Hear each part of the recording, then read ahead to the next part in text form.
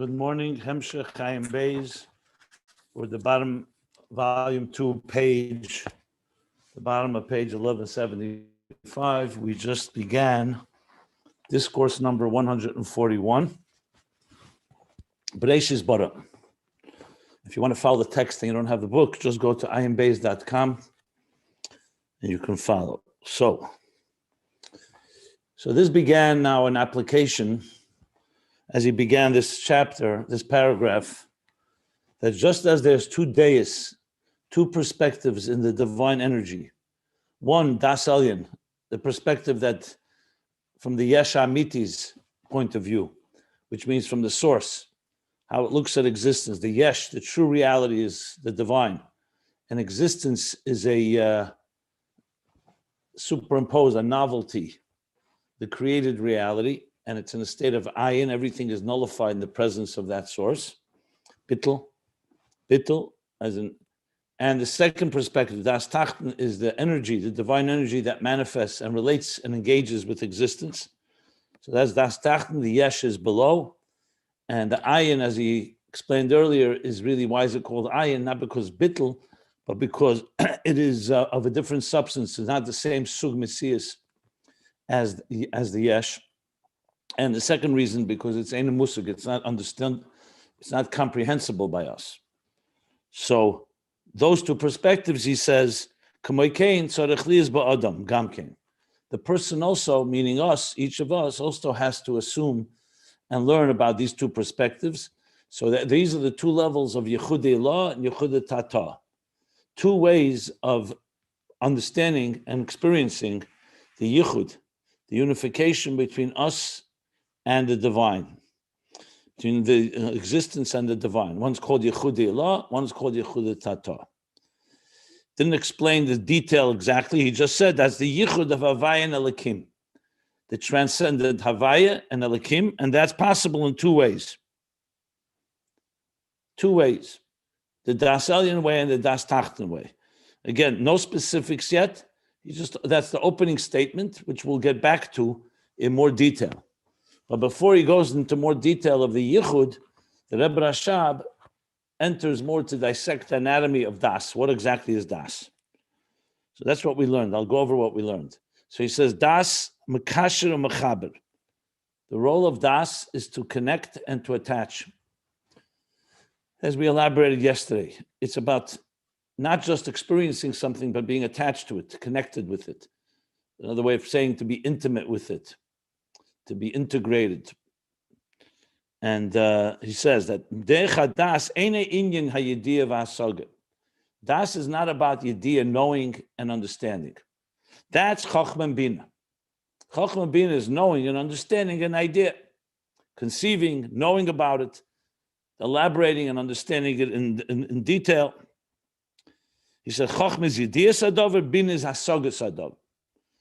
Different places Chochmah Bina are described differently, but here that's how he calls it: Yediyah Sadavar and Hasaga Sadavar.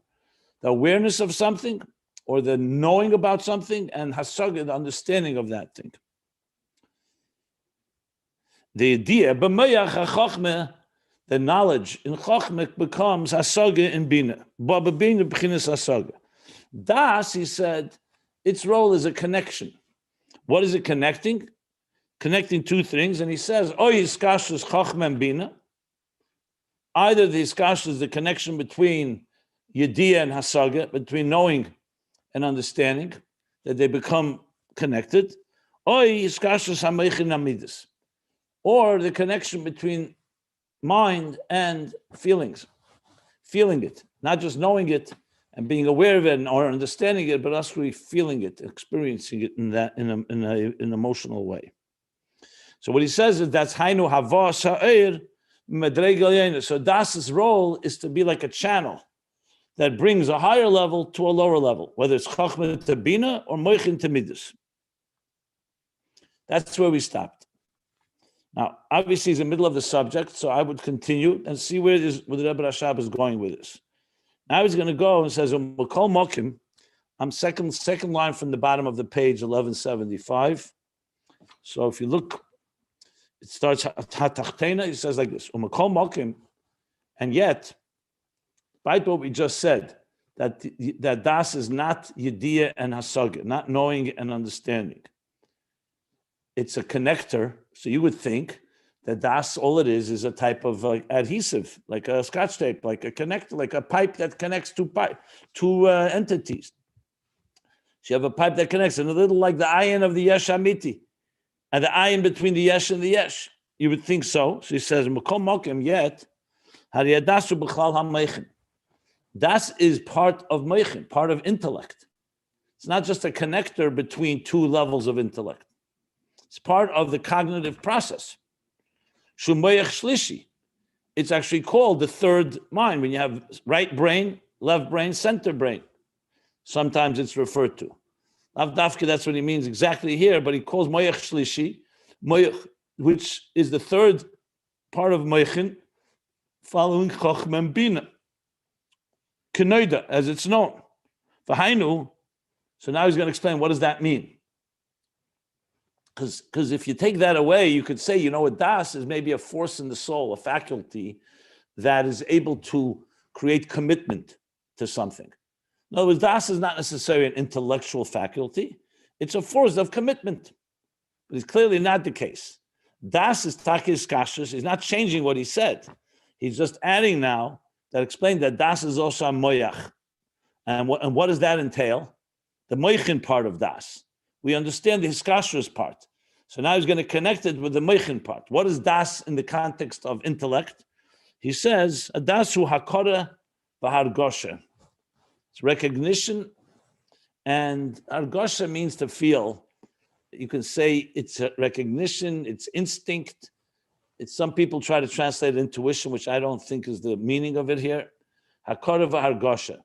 So it's a recognition of something, or another way of saying resonance. A recognition. Hakora v'hargosha.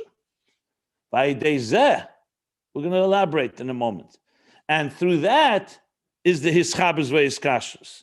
So it's not like outside force that Das comes and connects Chochmah and Bina, and like we have in the ligaments in our skeleton system. We have ligaments that connect two different joints. That's not Das. Das is a moyach. A moyach that's role is hakora and hargosha. And through that, it attaches and iskashus and connects the whatever it's connecting, Chochmah, Bina, Meichin, and Midas.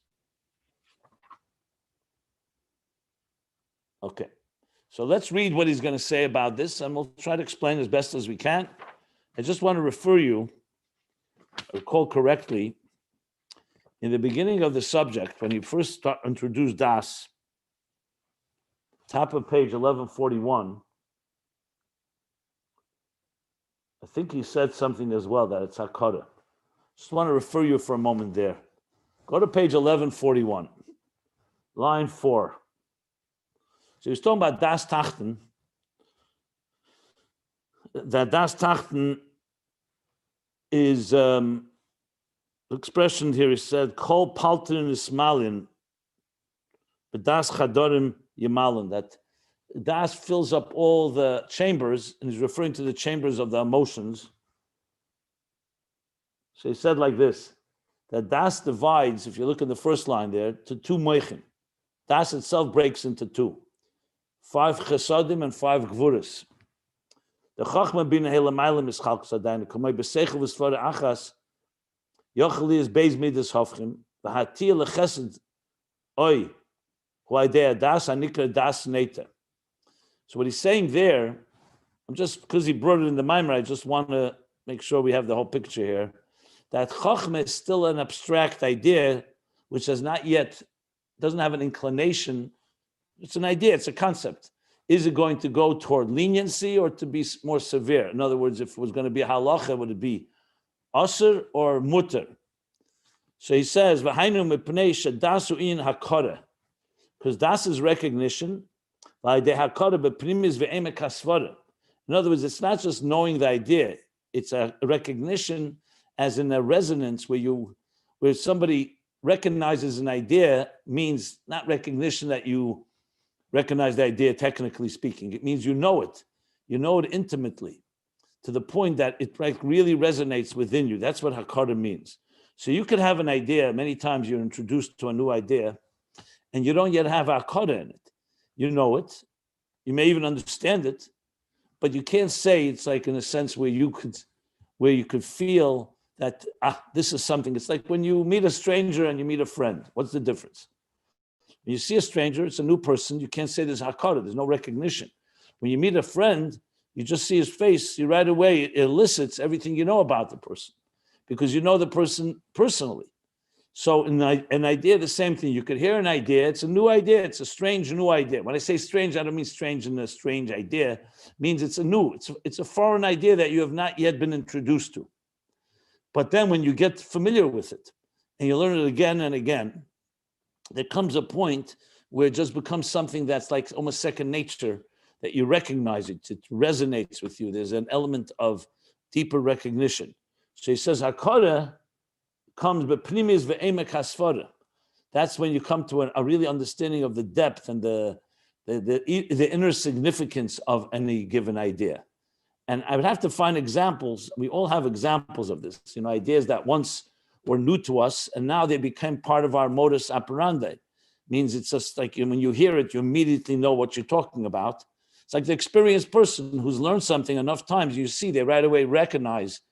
You ever speak to someone, an idea that you had, and you speak to a master who's mastered it, you right away see that they recognize it, as if they're already a friend with that idea, so to speak. They're familiar with it. So there, the focus was on hatiyah. In other words, it's starting to go toward chesed and gvura, meaning that Daas is beginning to translate it into an emotion. Because if you don't have that hakara, but I just wanted to read it because I wanted to see what he says about hakara. If I recall correctly, in Sadik Daled, which is based on that whole those Maimorim, I think he even speaks more about it, but I don't want to go there. I'd rather let's learn inside here. I just wanted to connect it to what he said back there. So let's continue here. So at the last line in page 1175, I'm continuing and saying, okay, so we established now the words hakara and hargasha. Now, what does that mean is what we need. And I gave a general overview of what it means. And through that comes the attachment and the connection. For who? The Rebbe Rasham now explains. Next page. Hu Shema, page 1176. Hu Masha Musig b'meyach habina. So he's explaining what is this das hakara v'hargasha. What does it mean exactly? That when something, that which was understood in the moyach that's called bina. Remember, bina is asaga, it's comprehension. It's understanding an idea. Not just a nakuda, not just knowing something, but understanding it. When that comes, baba moyach hadas, when it travels from bina to das, I'm sorry, I didn't read the niggin right. For who? This level of hakara is shema shemusig b'moyach habina, baba moyach hadas b'bchinas hakara. So the idea that was understood in Bina has now come to Das into a state of recognition. Again, the translation of Hakara recognition is not the best translation. It's just it's correct literally, but it means obviously, as I explained with the friend, it means a type of familiarity with it. That's why he's Hargasha, not just recognition. Well, he doesn't use the word. I'm reading the Maimon right now. Now he used the word Hakara. He used Hargasha just a Shiur before. And now he doesn't. And now he does not use the word Hargasha. He only uses the word Hakara. So I'm reading as the Rebbe Rashab writes it. So he says Hakara. Come now into a recognizable state. And what does he say? The b'meyach habina hu b'bchinas hasaga lavad. In the intellect, in the mind of bina, in the level of bina, and he calls moichin. Remember, moich hachachma, moich habina, moich hadas. The gimel moichin, the three levels of moich. So in bina, he calls hasag is only levad. It's only understanding something. The Ayin is still distant from him. Understanding something doesn't mean you're intimate with it. Understanding something doesn't mean you recognize and relate to it in a personal way. Like I gave the example yesterday with the letter, that the person who affected was the person that was negayed benefesh, with the message in the letter. The person who was reading the letter understood what it says and actually knew how to read. The other one didn't know how to read, but he didn't have hakara in it. It's not relevant to him. It's some information, some data. Now he uses nirgish, hargosha. She'ena nirgish etzlei b'pnimi yusei. And then in that state of bina, it's not still distant from him and he doesn't feel it internally. So the idea has not become something that he feels internally. So the word hakara means a recognition, but goes hand in hand with hargosha. But it is two different words. Here the Rebbe Rashab is saying the recognition is not there in bina because it's not yet entered in a primistic way that he feels it. So I guess you could say the hargosha is an extension of the hakara, or the other way around. The hakara leads to the hargosha. You go hand in hand, obviously. But the Rebbe Rashab, I think the hakara leads to the hargosha right now. Yeah, because hargosha is more like midas than hakara, it seems.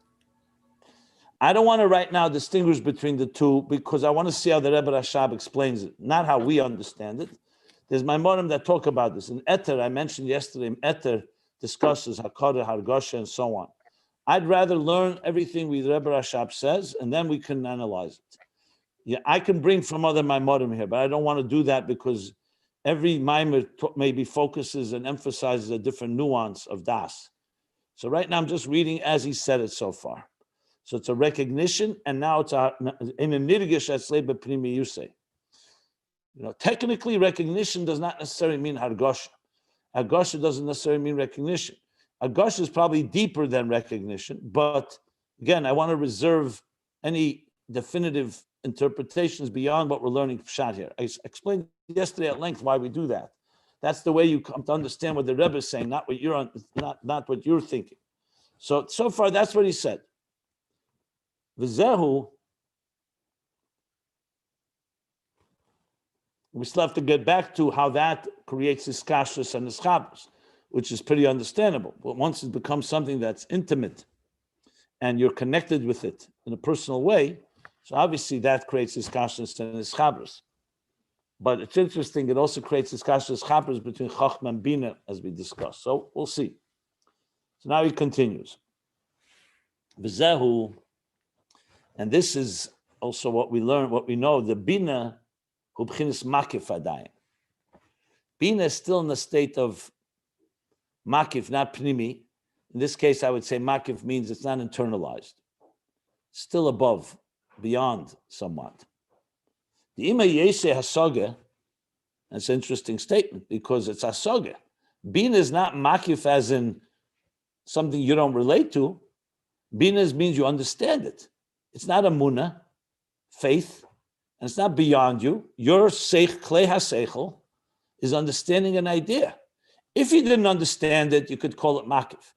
And yet he says, the ima yesei hasoga, even though it's comprehension, even though it's comprehended, makol mokim ein bechinas hergish pnimi.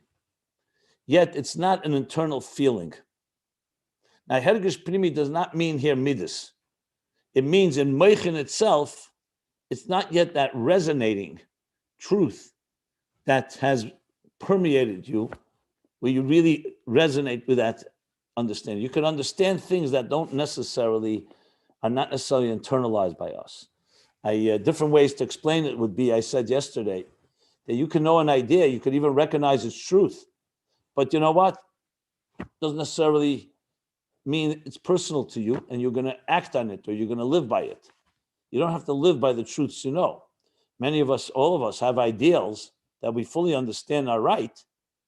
I'm not talking about you don't understand. You understand it, and yet it's not become a hergish pnimi. I will say more, but again, I want to see everything that Rebbe Rashab says, how much he's going to explain, and whatever is lacking, we'll fill in. Lacking, in other words, from our understanding of it. Ulechein, the parentheses, and therefore, b'moyach habina, interesting, in the intellect of bina, of understanding, yechelim l'kabel gam davar hasonai. You could also understand and contain something that you hate, you actually dislike. In other words, you can study, for example, fascism. You can study Nazism, the theories of these people that we despise, and you can have a full understanding. You could be an expert even on it. But you don't have a hergish panimi in it, meaning it's not about you. You don't necessarily relate to it, as something that is part of, that you say, I identify with this. You study it like a scholar studies it.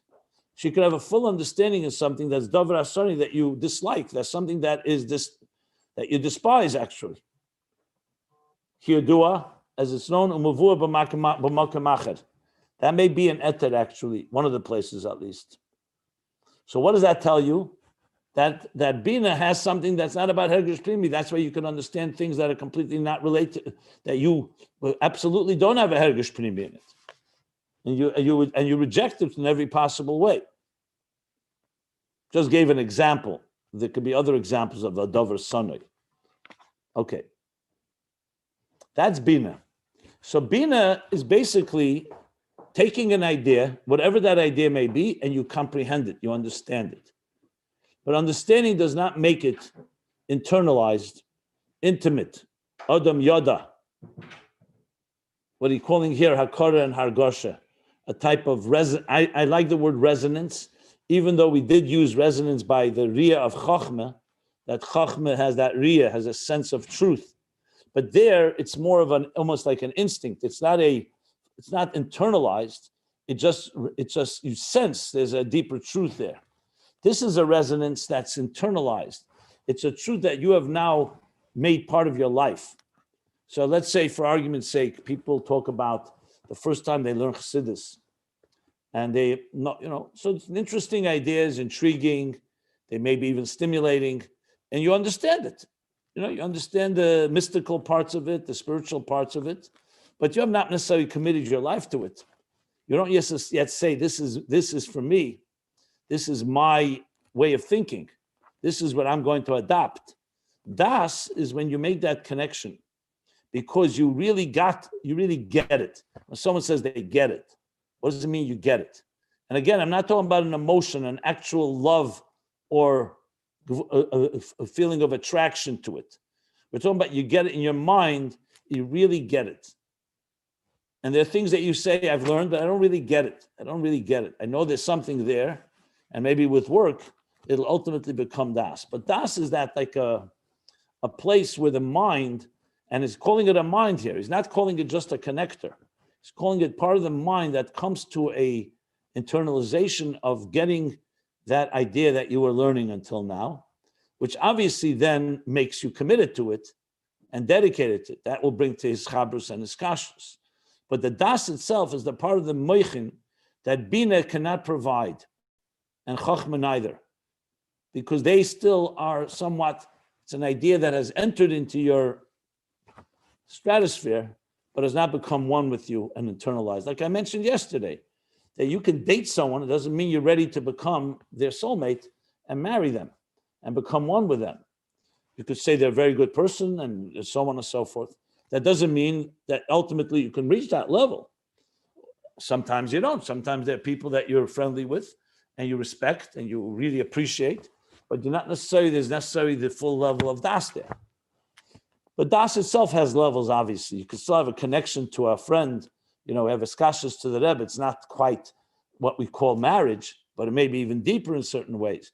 But the point making here is that on the intellectual level, we now have a third moyach that serves the purpose of making you one with the idea. Not just that you're learning about it, but you become one with it. Like I mentioned yesterday, the full sense of that would be it's your state of being, not just an experience. It becomes one with you in that full sense of the word. Which explains why Das is Meha Das HaToyer. Das is compared to Mayim. Mayon or Mayim, because Mayim, you submerge completely in Mayim. When you go into water, you don't just touch water, you go into it, that you become completely submerged in the Das. With Moyach Bina and Chachma, you don't say that. You don't never say that expression. You say, Chachma is actually a Mayon. Bina is a Nahar, a river. And Das is when you're completely submerged in this idea. Okay. Vadas, now he goes back to Das. So Moyach Bina, he says, is still in a state of makif. He said the word meruchak, distant from it, and you don't feel it internally. Vadas hu akaras hadovar. Das is the recognition that you're actually familiar with it, you're intimately connected, familiar with it. Recognition, resonance, what did I say before? You get it. You recognize in your mind that this thing is the way it is. And the recognition is not just an understanding and not even an appreciation. It's not saying that you're admitting it's true, but it becomes something that you say, yeah, this is it. That way. It's almost like that snap of the finger when you finally feel that you got the idea in a really internal way.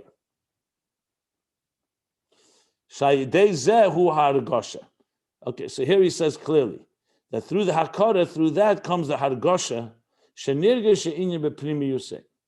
or bepnimius. That the hakara leads to the hargosha that you feel it internally. So here you can distinguish and say the hakara is like getting it, and the hargosha primius is where you feel really internally it's like really now part of your life, part of who you are in the deepest, in an internal fashion. Now, of course, you have to distinguish between hargosha sichlis and hargosha midas. Here, it's like the mind is feeling it, as opposed to an actually attraction of love and ava. This will lead to ava, to chesed, but it's still basically what we call midas shebemeichin. It's like so where Daas is the in between. The moyach is now become internalized to the point you really feel it, and that will turn into a full-blown emotion. I don't know if he's going to discuss that here, but in other places, that's how it's explained. So first, in a way, like you say, just to put it in very simple terms, you learn something, a new thing. Chachma, you went through Bina, you understand it. Then there comes a point where you really start getting it, and you can even say these words, I like this idea, I like it. What do you mean you like it? Like it doesn't necessarily mean that you have ava as in chesed to it. It means intellectually you like it. Your mind really identifies with it. Like that's why I said by Bina, you can learn something, you not only you don't identify with it, you can actually despise it. In Das, you identify with it. I think that's also a good word. But it's still an intellectual identification. When you say, for example, Avis Yisrael or Avis Hashem, it's more than just you identify with someone. You're actually going and actively being drawn and loving them and being attracted to them. So this is more like we'd call cognitive attraction. The mind is liking it. And of course, the next step would be that the heart also does. Just to give some more issues here. Okay. So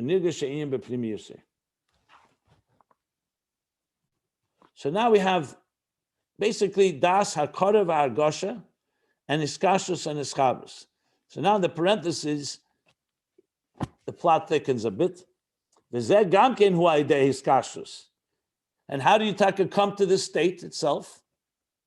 Till now we were saying that when you have Hakara, Hargosha, that will lead. The bottom of last page, he says, Aidehu Ischabus. Now he's saying the other way around. The Iskashus to the Iskashus, the hakora is coming al yedei shemekasher es atzmoi.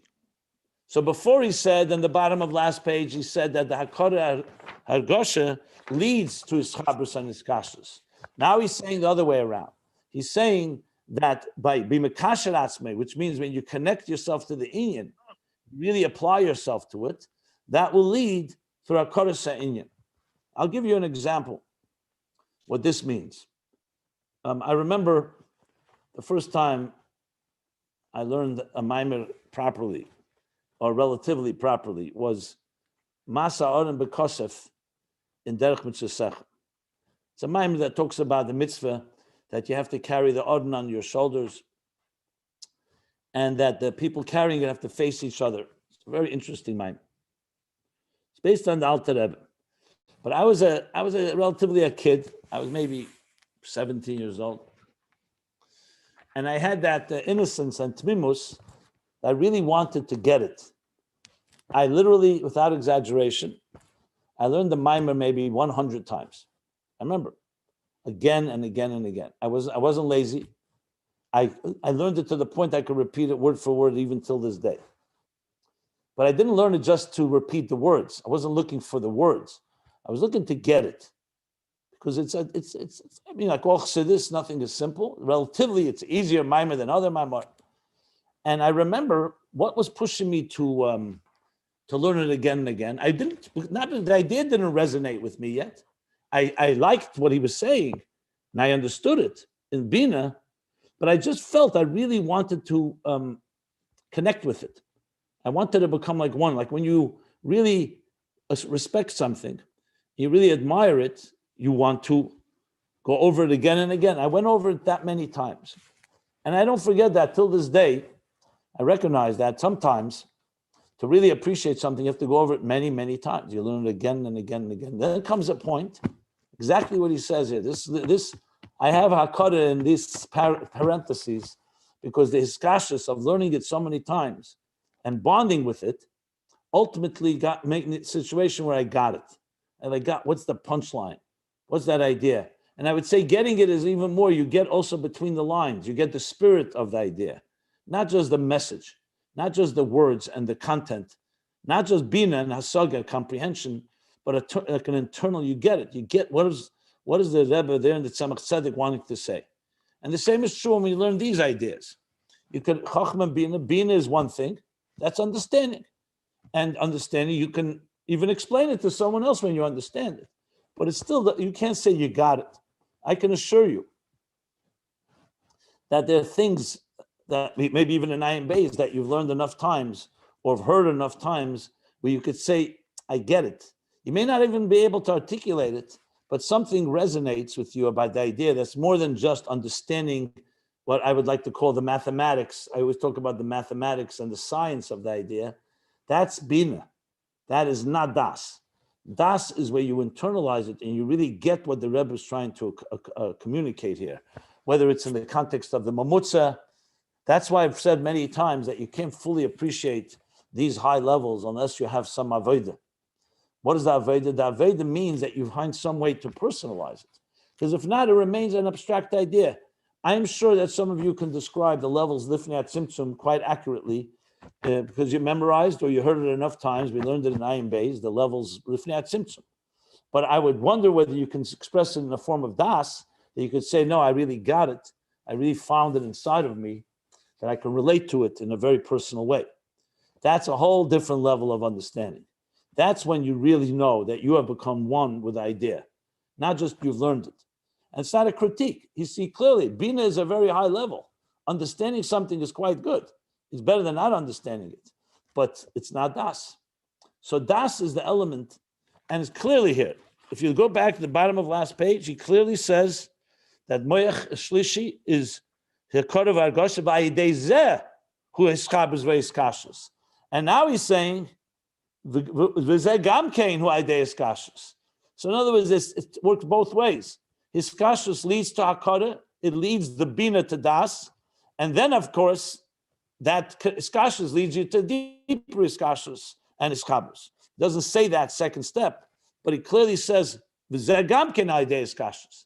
To get to this point of recognition of Hakara Hargosha is also through Hiskashus. Hakara Se'inyan. Doesn't say Hargosha here in the parentheses. Okay.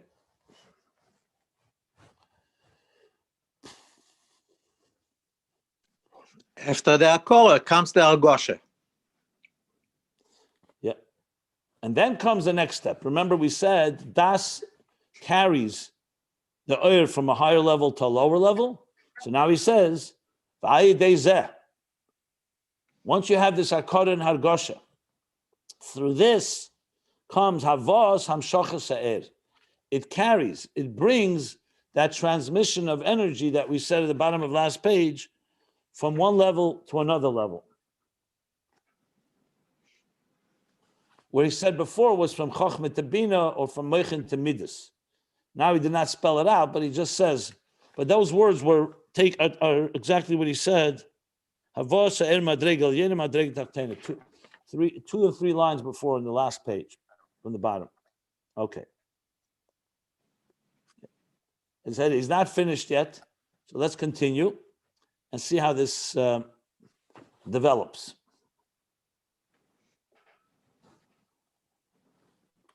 I could also tell you in the process of Chazara, when we heard the Rebbe on Shabbos or Yom Tov.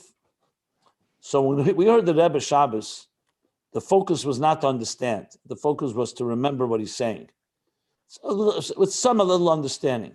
But I could tell you, without doubt, I don't think there's not even one exception, that after I would review it in my mind many times, and after Shabbos write down notes just to get the points down, there would be a stage where I would go research the ideas in the Maimorim and in Nigla and Chassidus and so on, Psukim, Midrashim, and there'd be a stage of total confusion.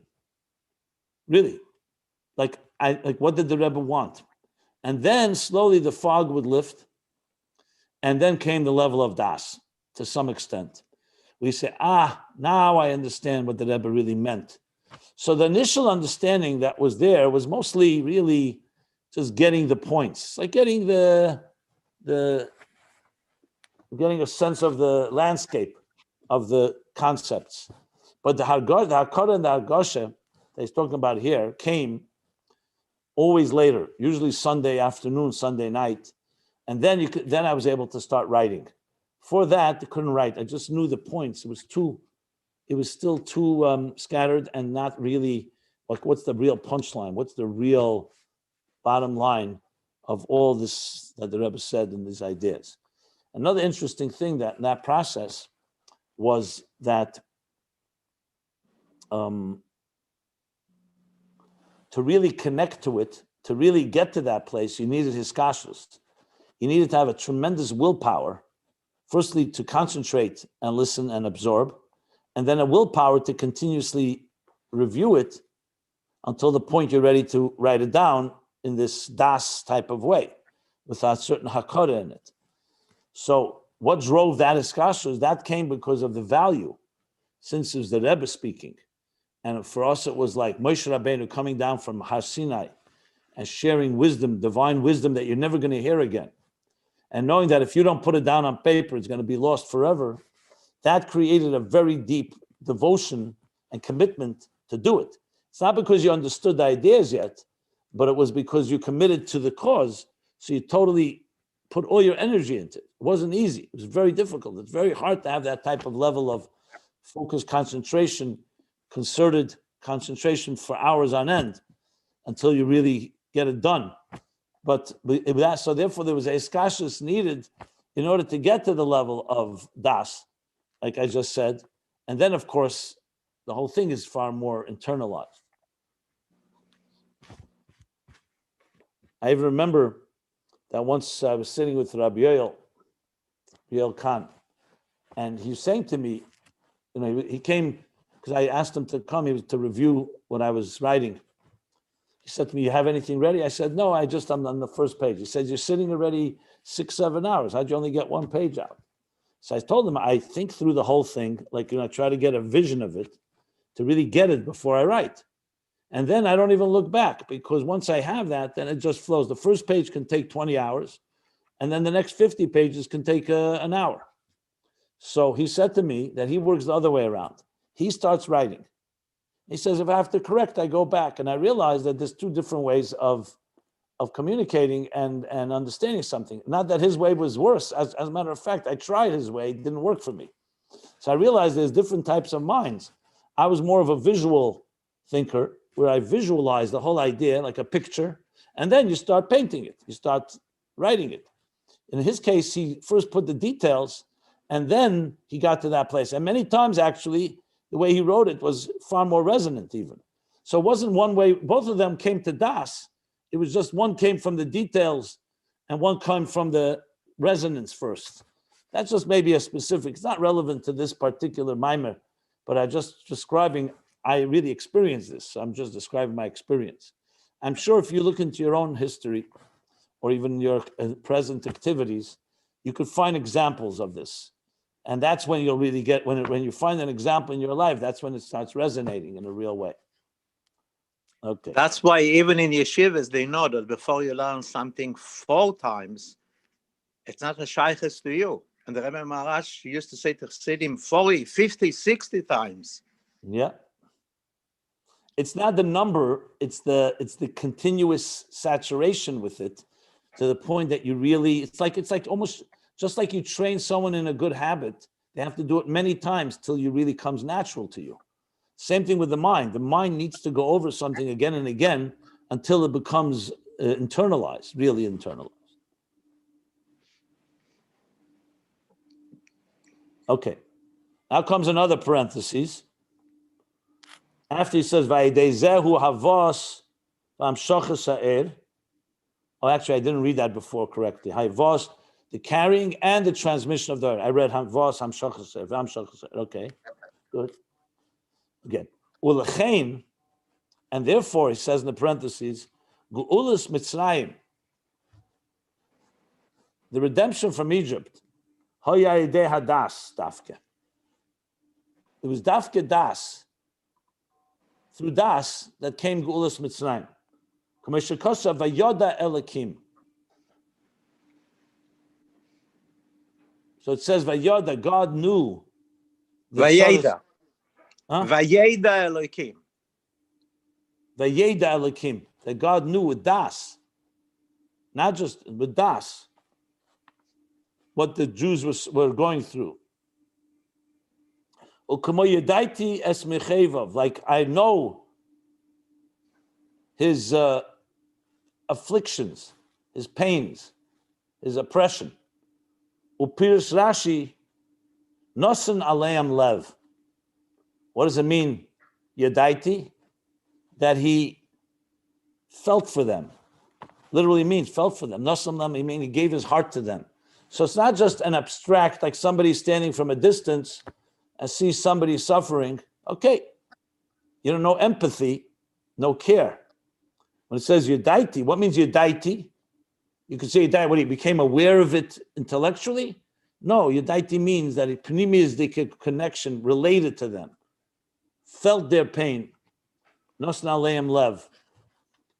He applied his heart was, it's like your heart goes out to somebody. Ukamoi, sorry.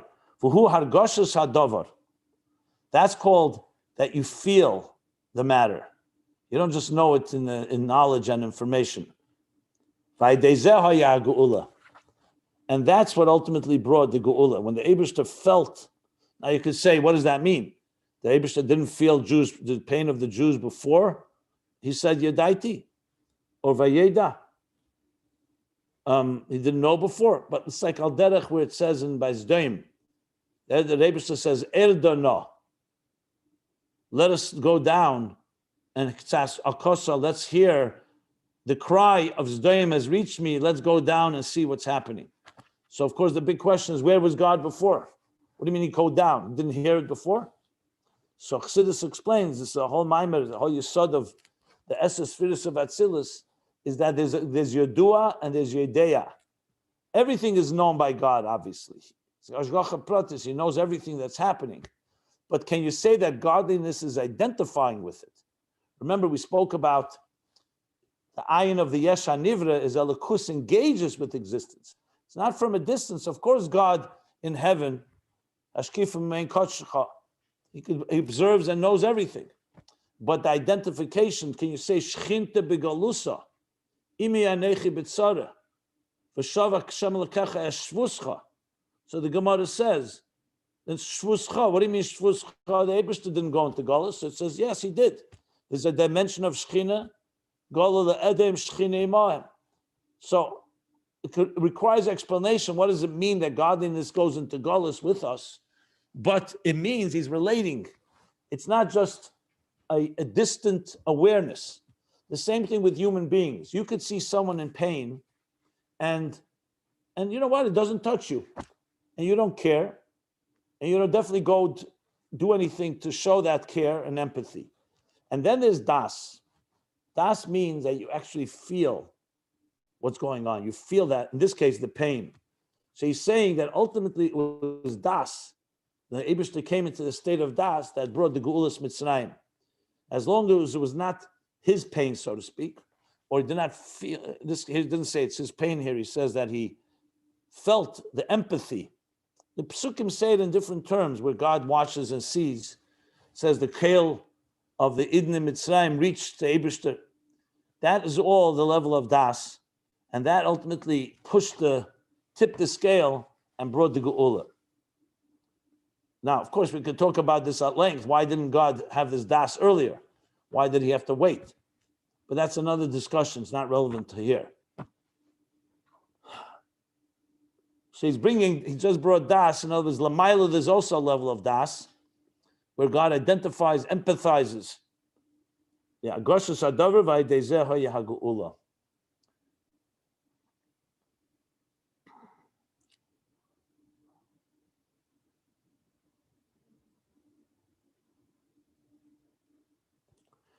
So now he goes, V'zeu gamkein inyan hadas ba'aved. Aleihem lev, and that made the hargosha, that he said it before.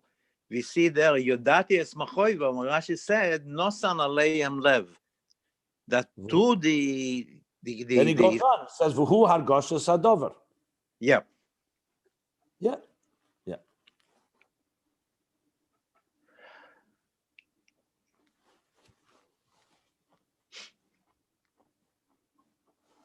V'zeu gamkein inyan hadas ba'aved. So now he's going to now apply this to Aveda. Where do we see, what's the Das in Avedas Hashem? Till now we were discussing it in human experience or in divine experience, that a Das is not just knowing and understanding something, it's also feeling it, intimate, relates to you. You identify with it. So where do we see that? What does it translate into Aveda? He says, Shahu hakoros v'argoshus ha'er eliki. That's the state where a person comes to recognize and feel divine energy, divine light. And it's only when he comes to the Hagosha, the Hakara, the Hagosha, that it becomes revealed, means permeating him in his spirit. If you learn about godliness, Chachma, Bina, so you have Avona, you have Hasaga, you can understand godliness. Chassidus talks a lot about Daas. Chassidus talks a lot about God. Esosphirus, the Elamus, we learned about. The Mamutza, we're learning about Das even. But it could still knowledge, still information. Then there comes a state where you're Harkot and Hargosha, you get a sense of feeling. I mentioned a number of times the Sicha Pesach, Tovshin Daled, where the Chassidim came to the Alter Rebbe and they were learning Tanya and they said they don't understand. So the Alter Rebbe said, a halbe Zach nennt man nicht. You can't get half a thing, is not possible to really appreciate when you have half the story. What's the second half? Nigina. Nigina. Song. And it goes on to speak out that Tzemach Tzedek recognized then he made an effort to actually eliminate his chusha nigina, understood the importance of nigina. Now, what does nigina mean? Nigina doesn't mean you just sing song, you say Tanya with a sing song, like a trop. It means that nigina brings it home where it resonates. When you hear a Chassidus Nigin, what are you experiencing when you hear a Chassidus Nigin? It's not hasaga. You're not understanding something because you're not learning necessarily a topic. But if you learn the Maimach Chassidus and then you sing a Nigin, either while you're learning or afterwards, the Nigin brings it home.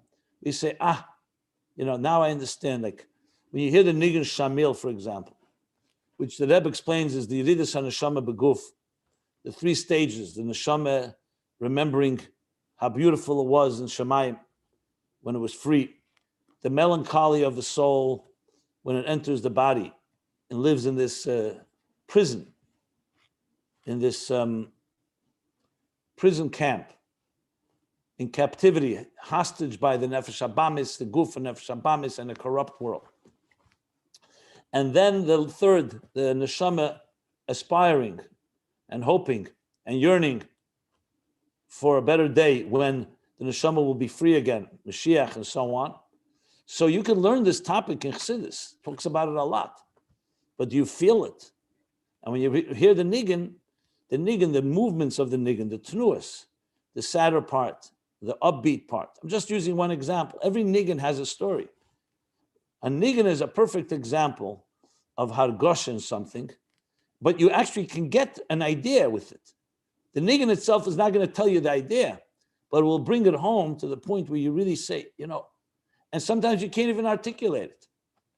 Hargosha and hakara is not always articulate. It's not easy to just communicate to somebody, because that's the whole point. Bina, you can explain. Like we said, Bina is you're detached. So you can even explain something you dislike and you don't identify with, because it's an abstract concept. Bertrand Russell, he was a brilliant philosopher, but you know what? It wasn't him. But then when you hear a chassid explain Ayin Chassidus, and may even add a nigun when he explains it. However, there's something that is added, you can't even put your finger on it, where you really sense and feel the emes of it, more than just the sum of the parts of the idea. Now, obviously, you want to have both, because Daas is not just hargosha, it's also a mechin, but it's hargosha in the idea. So what he's saying here is that in Aveda is when you come to use the words again here, he says, and that sometimes does not come just by learning something. People sat by Fabrengen with the Rebbe. They may not even have understood, but they felt uvgeheben, felt elevated. You felt you were in a place of holiness. You felt like you were lifted to another reality. That's a hargosha. That's not a haskalah. Now, if you understood the Rebbe and the idea came into hargosha by being there because it resonated, then obviously that's a full-blown das. But the point is, I'm just trying to point out there are things that require that element of, the more we talk, the more I feel I'm getting what the Rebbe Rashab is saying, to be honest. In the beginning, I wasn't sure which direction it's going. So again, it's just giving examples. You can all find it within yourself. When a nigun touches you, I'm sure there's nigunim you really enjoy. What's happening when you hear a real powerful Chassidish nigun, one that really tugs at the heartstrings and almost carries the story of our lives, the pains, the challenges, and the hope. That's what nigunim are, gaguyim. It's a form of yearning, a form of pining for something greater. Many of the Chassidish nigunim are about that. It's about a chassid singing to try to connect to a reality that's greater than this dark place that we live in. When chassidim would really that's what they did. I remember hearing from the chassidim that came out of Russia. That was the only place where they had freedom. All day, all night, they were living in fear of Stalin, of being arrested, of being caught, etc. Then they would go into a basement in Yutas Kislev or Purim, and they would have an alternate. Someone had to stand by the little window to watch nobody's coming, and they sat at on milk cartons, and the table was made out of a piece of wood, nothing fancy. They didn't have all the delicacies we have at Kiddush. And I've heard people tell me, they said they completely free. They felt that they were mamish soaring to another place.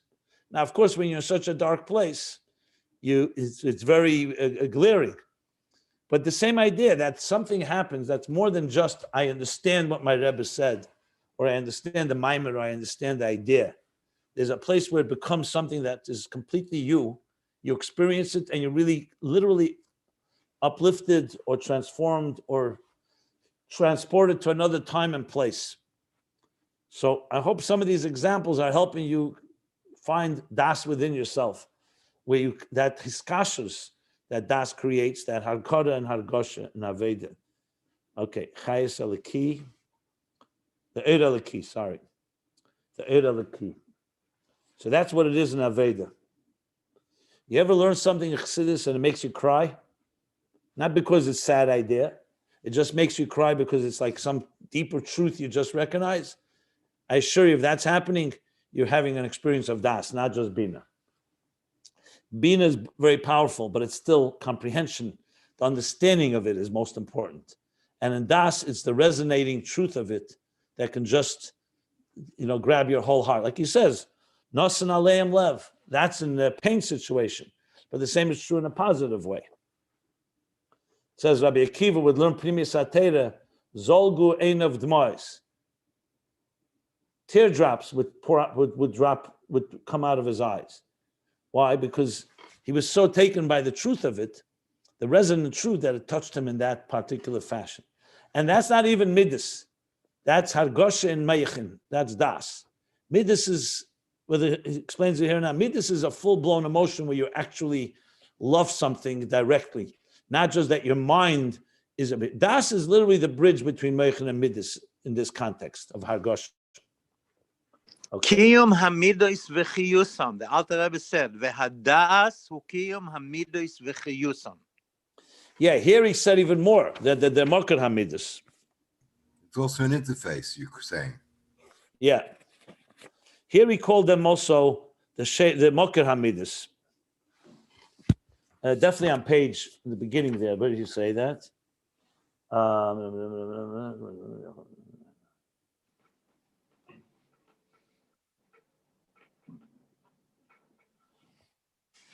The Mokar Amidis is Chochma Ubino, Veheim Heim Av Voem Hamoilidos, Es Amidos. Yeah, but without the Das, there's no connection between Av and Aim. Yeah. Okay.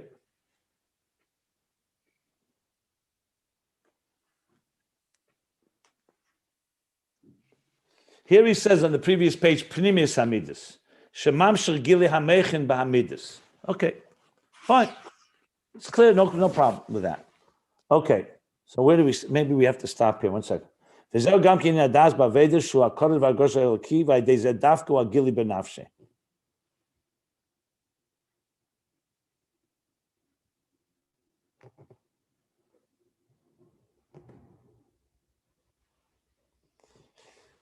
Yeah, I'm going to stop here. He's going to continue this theme on that the main Aveda, therefore, is Das Alikei Avicha, is knowing Das, not just Chochmah and Bina. So there's much more to come. And by the way, he's going to bring the Tanya. That it's I think he brings it afterwards. That Ikar V'Kiyam Amid is something like that. I think he says, yeah. Seif Pei Gimel.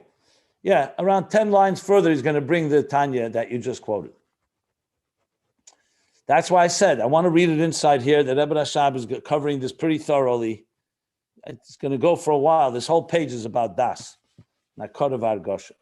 So let's stop here around a third of the way down.